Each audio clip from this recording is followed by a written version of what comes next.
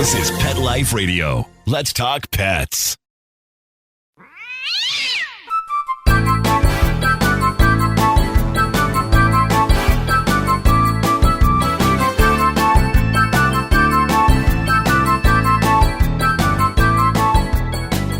Hey there, cat lovers. Welcome to 9 Lives with Dr. Cat.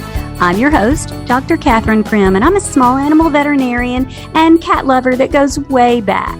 Today is a little bit of a departure for me because I have super interesting guests. They are cat-loving comedians and entrepreneurs.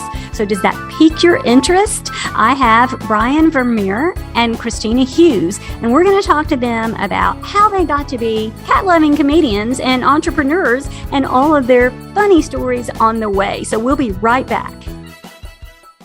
Take a bite out of your competition. Advertise your business with an ad in Pet Life Radio podcasts and radio shows. There is no other pet-related media that is as large and reaches more pet parents and pet lovers than Pet Life Radio. With over 7 million monthly listeners, Pet Life Radio podcasts are available on all major podcast platforms, and our live radio stream goes out to over 250 million subscribers on iHeartRadio, Odyssey, TuneIn, Stitcher, and other streaming apps. For more information on how you can advertise on the #1 pet podcast and radio network, visit PetLifeRadio.com/advertise today. Let's Talk Pets on PetLifeRadio.com.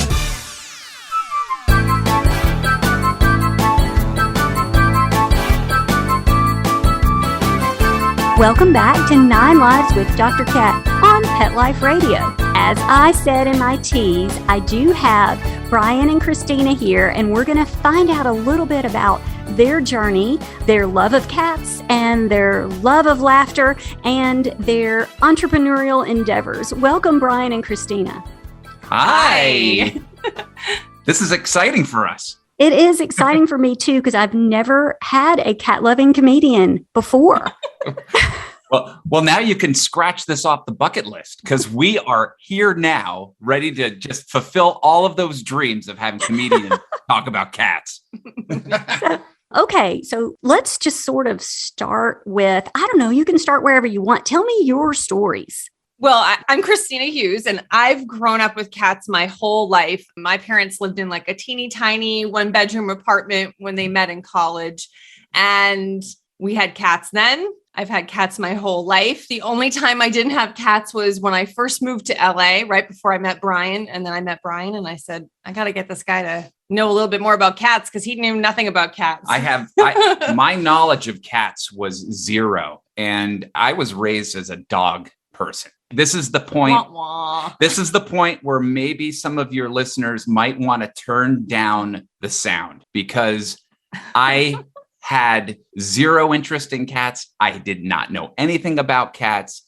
I had this wonderful sheepdog growing up. And then Christina comes along and my whole life changes. Well, in part because I met Christina, but because the world of cats blossomed in front of me and my world changed. And now this is where everyone could turn up the speakers now because now we're in a safe zone. Okay. I did not understand the cat. But now, once you do get the cat and you understand the way of the cat, literally, it's addictive. Cats are an addictive creature. And I just can't put my finger on why. But there's a million reasons why, I guess. We'll say cats are like tattoos, right? Yes. You can't just have one.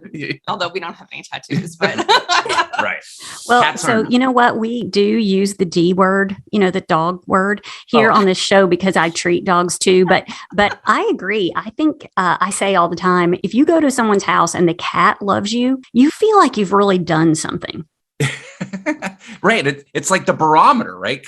You can see where you stand with cats just by the way that they interact with you. Right. So, and when we lived in the Miracle Mile, we would walk to our post office. The Miracle Mile is in Los Angeles, amongst the hustle and bustle is this cute little neighborhood. And we would walk to our PO box, and these 2 cats would come out and Brian would interact with them.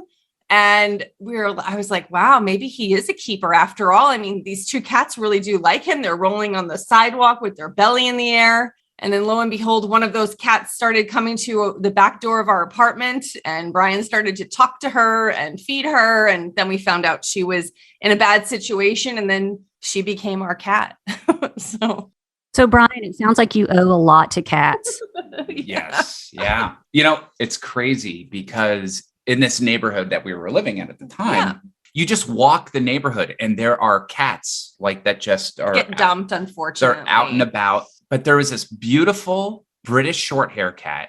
Gorgeous, just amazing. We would see the cat on our way to Trader Joe's. Yes. We would walk up to Trader Joe's. The cat's name was Jackson. And a year later, Christine and I find out that we're about to have a baby boy. And I remember clearly going, what are we going to name?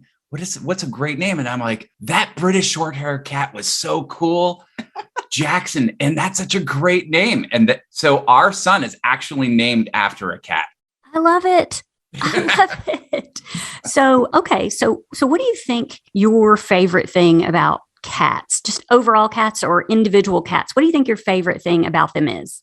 I appreciate their ability to be on their own, where they don't need constant attention as a dog needs, right? Because if you don't interact with your dog every second of the day, the dog goes bazonkers, right? But cats kind of are like, yeah, I don't want to deal with you right now.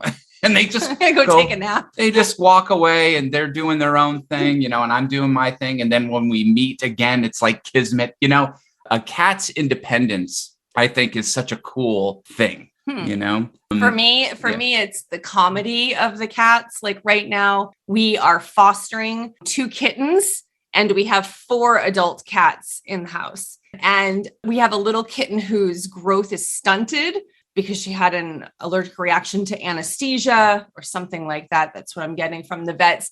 And earlier today, about maybe 20 minutes ago, she was on the edge of the bathtub and she's ready to charge one of our older cats on the floor. And the cat's like, and she goes back and then she pounces and she's waiting for a reaction. And the bigger cat's just like, yeah, you're not going to get me. I'm not going to get it. And the little kitten thinks that she's like this big, huge cat. And I just find that so hilarious. It's kind of like that. They say it's not the size of the dog in the fight, but the fight in the dog. And I think cats embody that. So I agree with you.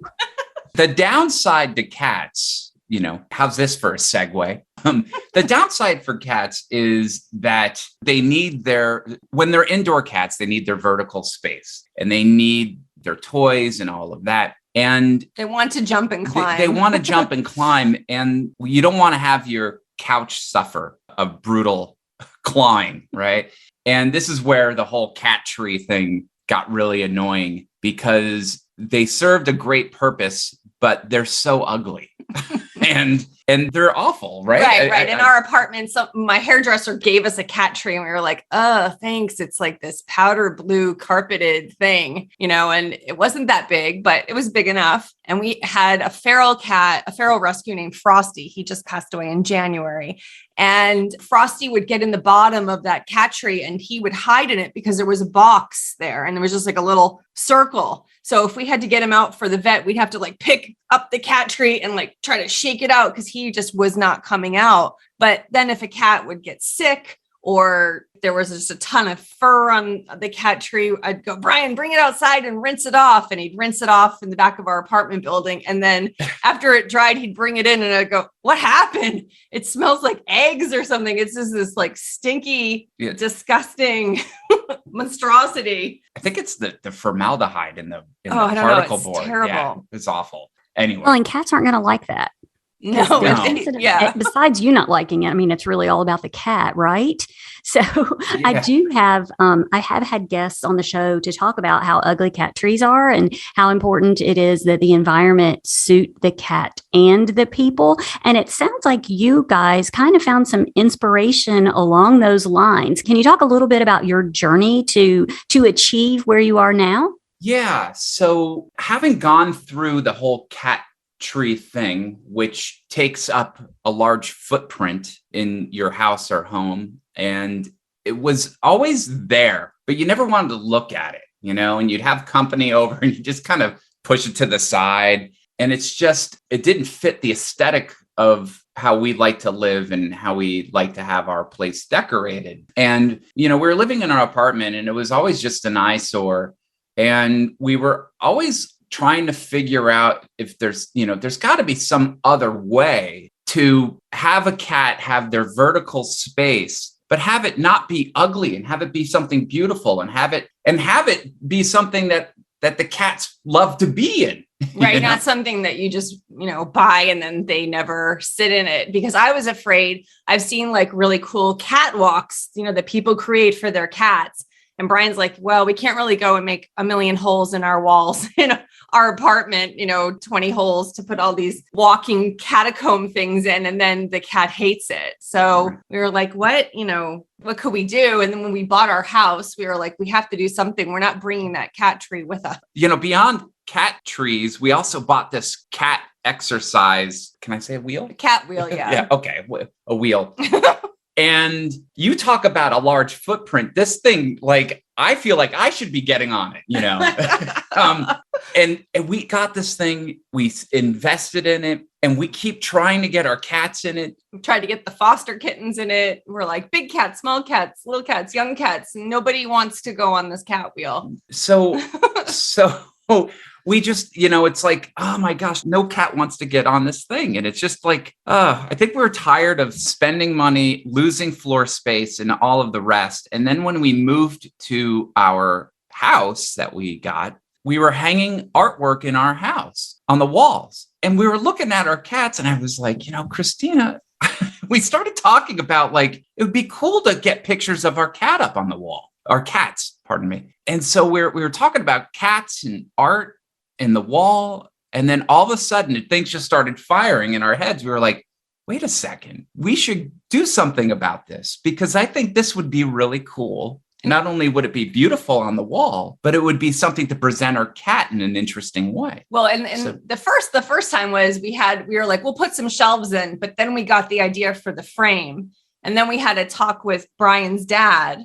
And he was like, oh, you could put art in the back of it. And we were like, wait, what is he talking about? And then we were like, oh, the progression was a shelf would be interesting. A shelf. Maybe now we have room for shelves. Maybe we could put shelves in and then put a frame. How about a frame with the shelves? And then sliding the art in the background. So for the people who are listening, because this is out of the box. This is not visual. I'm sorry. We're probably getting ahead of ourselves. But think of a cat shelf, two of them. An upper and a lower. A ceiling and a floor, if you want to think of that. They're kind of separated by 2 feet from each other. And they're directly above, one another. And then a frame, an actual art frame. That is real framers use. The same material. Not something from IKEA that's going to fall apart. No. Something that's really sturdy. Is attached to these shelves. And then there is art, a panel, an artwork backdrop panel that slides in and out. So you can keep changing the art as you wish within seconds.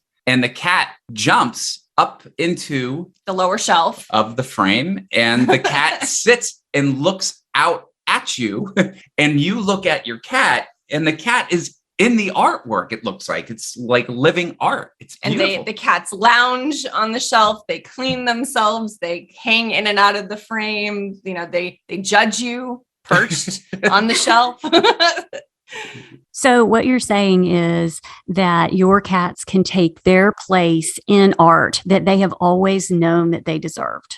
I like that. Yes, they are pieces of art themselves in nature, and now they're displayed that way properly. I think that the coolest thing for us to discover, because when we created the first, what would you say, the alpha version, the alpha version in the garage. Yeah, we hung it up in the garage, and we brought one of our cats out to the garage, and we put the cat in it, and we didn't know how it was going to look. And the first version we had was way too small. It was too small, So and it tiny. looked like, and it was square, so it looked like a window. So that didn't really kind of work out too well. Then after iteration after iteration, and working with my my father, who's an engineer, a brilliant man, we kept testing and weight testing and doing all sorts of researching the weights of cats and the lengths of most cats, and the torque and how much could the shelf handle with the cat jumping on it. And so we finally then had our beta version, and we then hung that in our house, and immediately all of the cats started climbing up and jumping in it, and then sitting in it for extended periods of time, looking out at you because they feel safe. This was a happy discovery for us, was that the frame itself, the system, it becomes a magnet for cats because they feel like they're enclosed in a box, right? But it's open on all sides. So that the frame, they feel like they're kind of in a container when they're actually not. And so they love to be in it. And it's really neat when we have guests come into our house. They're like, what's this? They see a cat in the frame and they're like, they trip out. They're like, wait a second, because we forget to tell them, oh yeah, that's something we're working on. And your brain really kind of gets tricked and tripped out because you look directly at it. You kind of feel like, whoa, wait, the cat's moving. Wait, the art's moving. This is so weird and cool. It's a fun optical illusion. It is a great optical illusion. We then expanded to 4 beta testers across the country. Yep.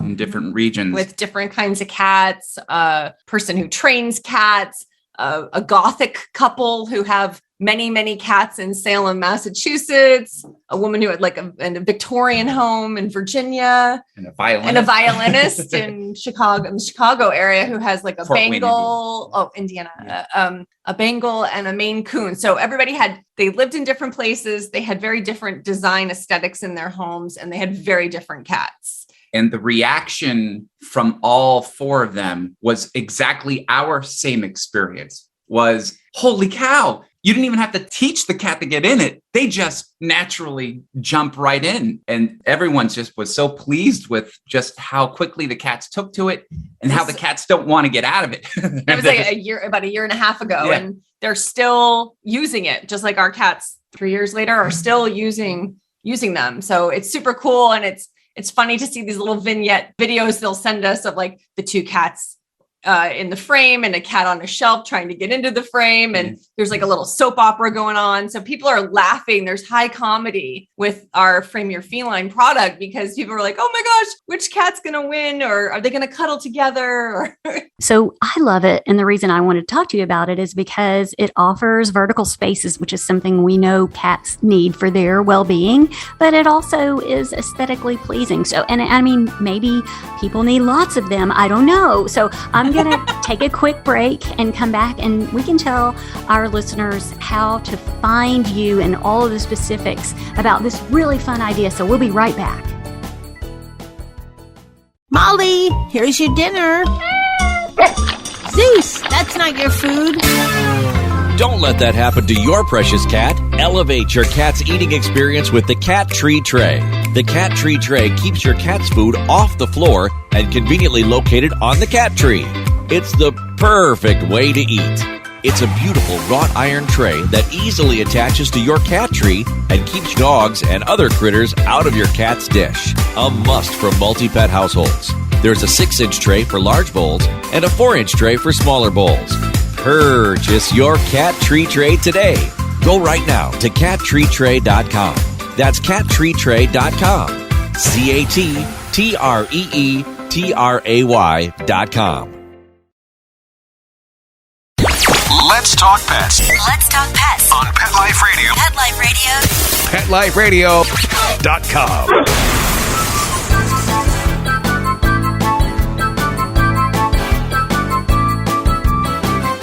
Welcome back to 9 Lives with Dr. Cat on Pet Life Radio. So Brian and Christina and I have been talking about a cool cool idea of Frame Your Feline, which allows your cat to be a part of the artwork in your home, but also to experience some of the mental benefit that cats get from being able to climb and get vertical spaces. So, okay, so does Brian want to answer or does Christina want to answer? How do my listeners find you? Well, first, our website is frameyourfeline.com. That's the easiest way, frameyourfeline.com. And we're on social media, right? We are. We're on, the easiest place to find us is on Instagram, and we are at Frame Your Feline on Instagram. We're expanding on all the others like TikTok and Facebook and Twitter, but really the heartbeat of our social media is on Instagram and then going through our website. A cool thing too is we're always on the lookout for artists as well. We have a great growing artist community who are photographers and painters and graphic artists, creating backdrops for cats for the frames, which is kind of neat. And we then put them on the website and people are able to get cool looking backdrops for their frame. And what's really neat too about our product is that the frames are interchangeable as well. That's right. So you could hang it up with a gallery gold frame and 2 minutes later, you could change out that frame and you could put in our contemporary silver frame, which completely changes the look of your space. And so it's really easy to switch out the frames, to switch out the artwork. So you never get bored. The cat never gets bored. And so there's, a very cool, we're growing our creative list. So it is fun. We have one person Michael Powell, he's a photographer and he's traveled all around the world. And we were able to take some of his paintings and then digitally manipulate them. So again, it's really all about your aesthetic, not just, the cat, but do you like photography? Do you like a painting that's more of a still life? Do you like something that looks like a Monet or a Van Gogh? Or do you like something more modern? Or we even have a whole line of flags. So we have like the Pride flag and we have American flags and firefighter, blue line flag. So it's kind of cool. Like you can get very spirited with the artwork panels. And we find that people are taking pictures of their cats in the frame with the artwork that, kind of makes them go on a vacation. Well, no, I'm just saying I think it's kind of neat because people love to show their cat off, but with different messages maybe behind the cat and things like that. So it's kind of neat to see how people are creating their own. Yeah. Making it theirs. Yeah. Okay, so one more quick thing that I feel like I'm obligated to ask as a veterinarian. Is there a way to make sure that it is secure? Do you have instructions or mounting? How do you make that safe? So glad you asked. Yes. Oh my gosh. Thank you. That's a great question. Oh my gosh. We spent so much time in development of this, in safety, and also making it super easy to install. Like we wanted this to be so bulletproof. I'm so excited talking about this because we took such care in developing. When you get our product, included is this poster board that has a level already attached to it. And you basically just tape it to your wall where you want to hang it. We require there to be studs every 16 inches. So that is a requirement. So you want to make sure you have 16-inch studs. And we actually have instructional videos on how to find the studs. Show you how to find the studs and how to set this up too. Right. And so you hang it on the wall and the poster board. And then now it shows you on the poster board, it says, okay, put a little pilot hole here, here, here, and here. Which are like these little thumbtack holes in your wall. Right. To act as a guide. Yeah, to act as a guide. I never know what a pilot hole is. Okay. And then you just simply take the poster board off the wall. And then now you have you got the 4 holes for the upper shelf and then for the lower shelf. And then you just just take the hand drill and you just drill in for the holes and then you just manually put it in. On our YouTube channel, which is Frame Your Feline, we have a series of instructional videos. And as people are purchasing, if they have any other questions, we're making videos to accommodate them to show everybody. Because if one person has a question about it, everybody has a question about it probably. But I was the installer in the videos and I have had zero experience prior to Frame Your Feline with a drill. So I lived in the world of Allen wrenches with all that furniture you put together from IKEA. So because we're comedians, we didn't want to make a real boring installation video series. So it's very spirited. Yeah.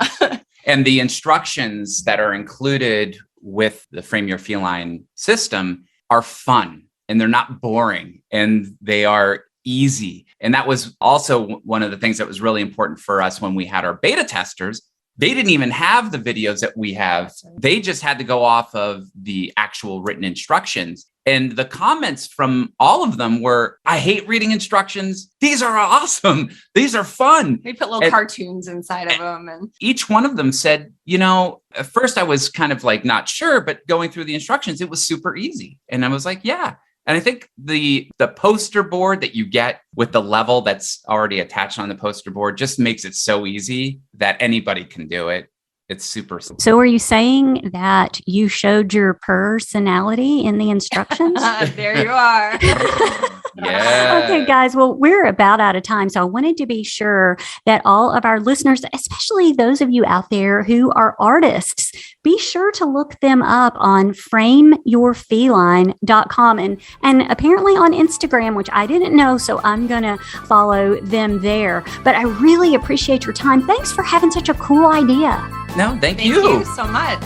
Okay, everyone, we always thank our amazing producer, Mark Winter, and my extremely meowbulous listeners. I want you all to go out and have a perfect day. Let's Talk Pets every week on demand, only on PetLifeRadio.com.